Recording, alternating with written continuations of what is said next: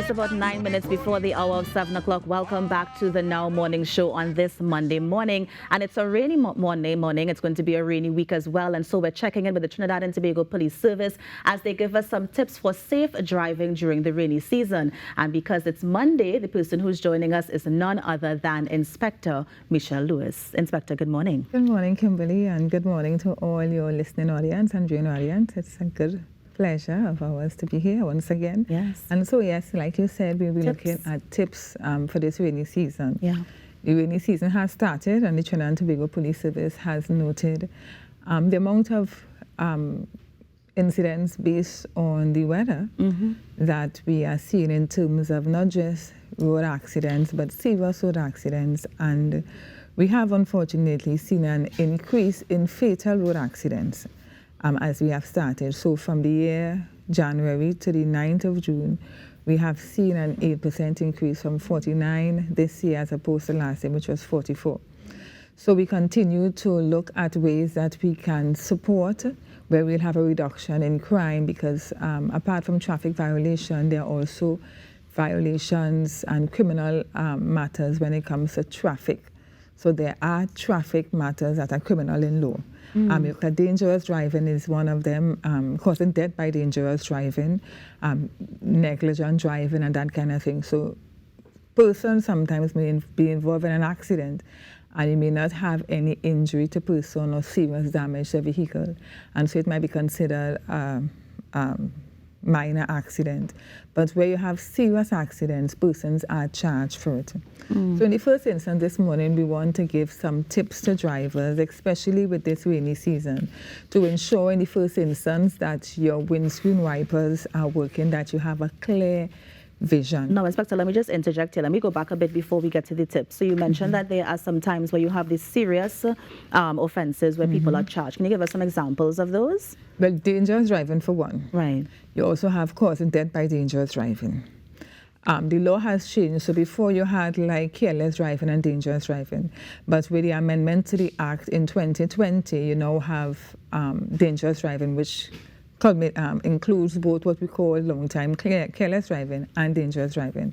So, for example, for the offense, the charge for that would be, I think, $10,000 and 5 years in prison in a summary court. Right. And of course, it also includes disqualification of a driver's permit for a period of 12 months. However, if it is that you appear before the magistrate for like 3 times, your driver's permit could be disqualified totally. Yeah. And that's criminally, as opposed to getting a ticket violation and that kind of thing. Now, with the dangerous driving, do they also use the demerit points as well, where they minus points from your license? Well, for example, so they look at what other offenses, because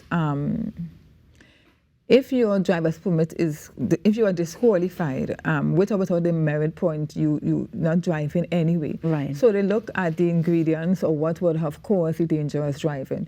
So if, for example, your lights were not working or something like that, then you would probably have the merit points for that. But when you have a more serious offense, the police look at the criminal aspect as opposed to a traffic violation. Right, okay. So, for example, if the police have an exercise and they stop it because the light's not working, the windscreen wiper is not working, something like that, you're getting the merit point, the traffic violation. But where, for example, an accident actually happened that caused serious injury to persons, a pedestrian or somebody else in a vehicle, or serious damage to a vehicle is written off, then that's something else. So you'll be actually charged for a criminal offense on your record, which is separate and apart from the merit points and of traffic violation, which is much lighter. Yes.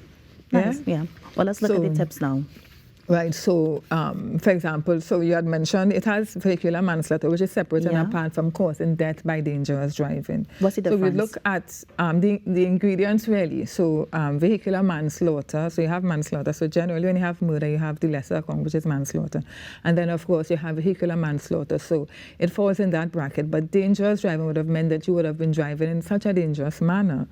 For example, you might have been speeding, you might have break the traffic lights or stuff like that. Right, it might have been zinc. So we'll look at some of the, what are dangerous driving, some of the points that are, will constitute dangerous driving. And we'll give general tips for persons in relation to safety on the road, especially in this rainy season, because I saw on social media, we had police officers at the priority bus route in St. Augustine admonishing or conducting traffic safety where there was an accident on the PBR and the officers were conducting traffic and assisting to pull the traffic, and they were there in the rain, and that was a result, I am sure, is because of the weather conditions, because yesterday we had really heavy rains. So you'll have the officers out doing their work. In some cases, at the point in time when they were outside, perhaps they didn't have the raincoat on them at the point in time, but nevertheless, we saw that the officers were going out there and doing their duty. So we want to commend the officers for that continuous high level of diligence and in the conduct of their duty, right? So the rainy season, Kimberly, we are seeing accidents happening.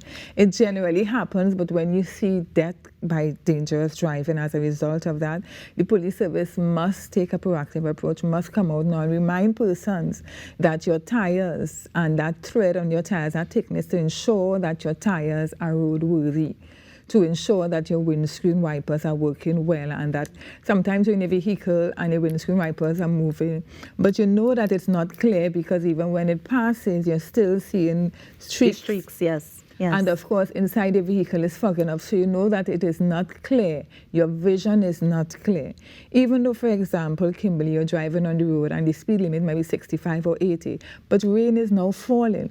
So that might have been the normal speed limit, but now because rain is falling, you have to reduce that even more to ensure that there is safety on the road. Because Inspector, I have a question. Now, I know that sometimes people put on their hazard lights while it's raining. Is that legal to do? You can put on your hazard lights in heavy rains, and also will police officers be also checking those lights to ensure that all are working and that sort of thing? Yes, so people you have the hazard, which is good, and then you also have with new vehicles within the last couple of years having the fog lamps, which is really not in Trinidad, but you have it with the new vehicles coming and the permission is there.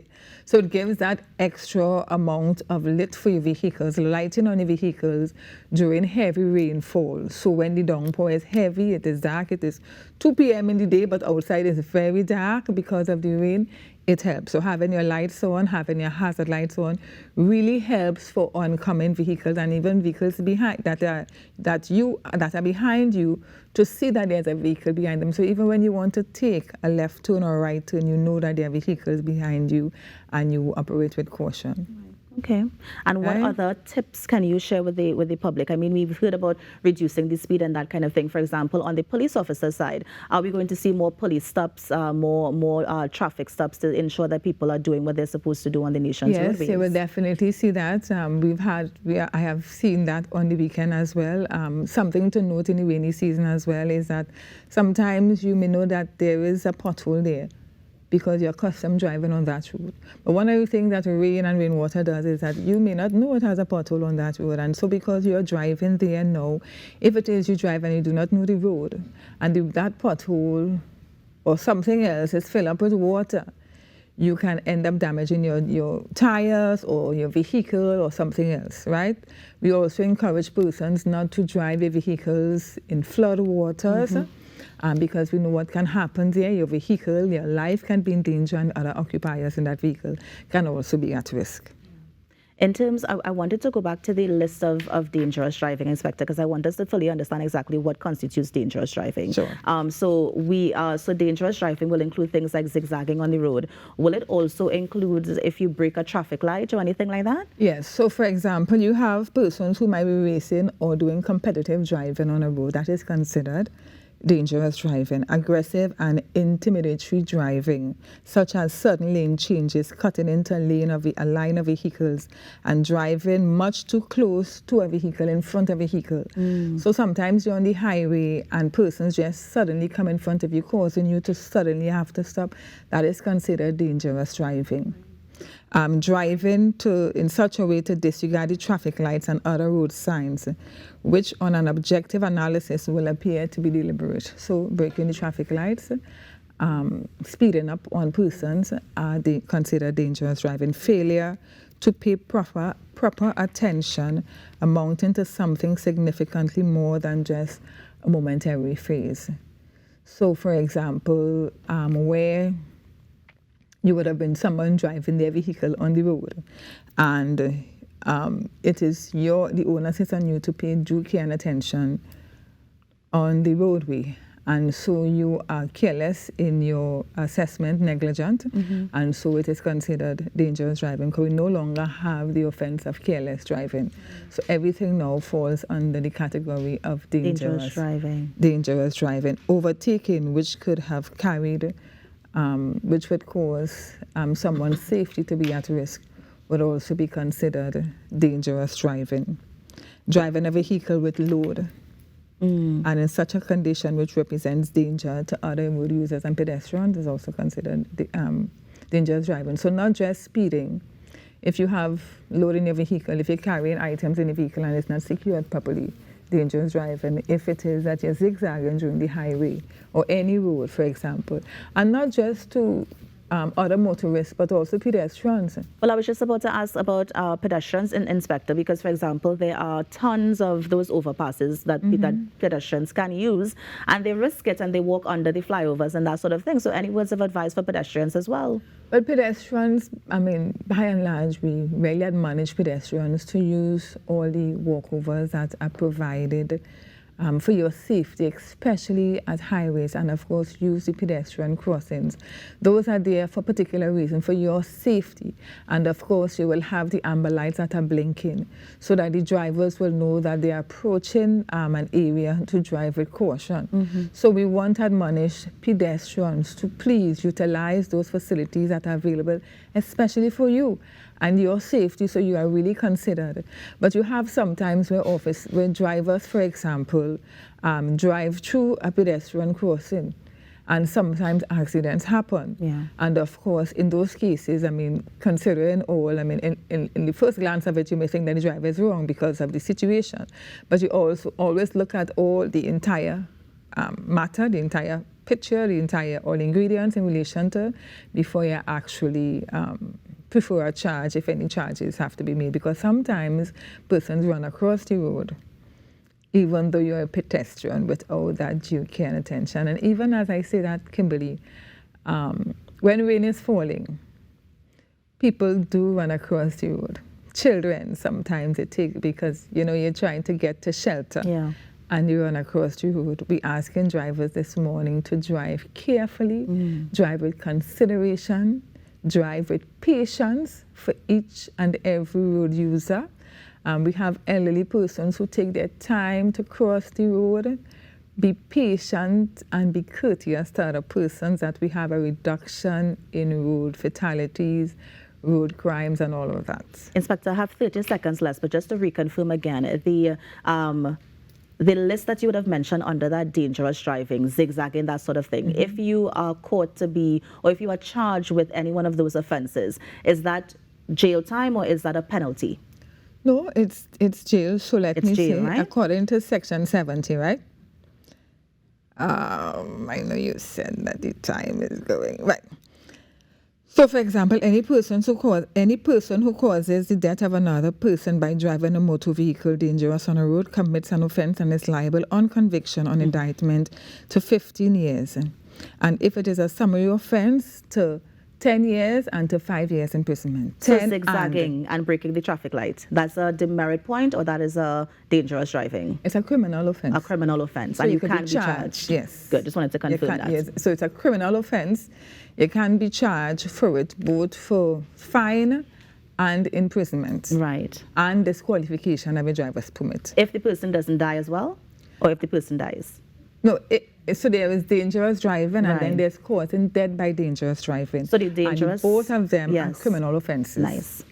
Yeah. Both of them are criminal offenses. I had a very curious director in my ear. I just wanted to confirm that for him. Well, let me thank you so much, Inspector, for coming in this morning and just sharing the information. I know that we can also go up on the TTPS website to get more information about this, and we can continue the conversation when we see you again. So thank you so much as always. Thanks for having us. Remember, if you see something, say something. Continue to support the Trinidad and Tobago Police Service. Dial 999-555-800 tips. and of course 736 TTPS. Thank you very much for having Thank you so much. And that was Inspector Misha Lewis just breaking down exactly what that dangerous driving offense is. And remember, it is something that you can be charged for, so you really have to be careful. And also just sharing some tips for safe driving, both for drivers and pedestrians during the rainy season. You're on the Now Morning Show. We're going to take a break and be right back. Stay with us.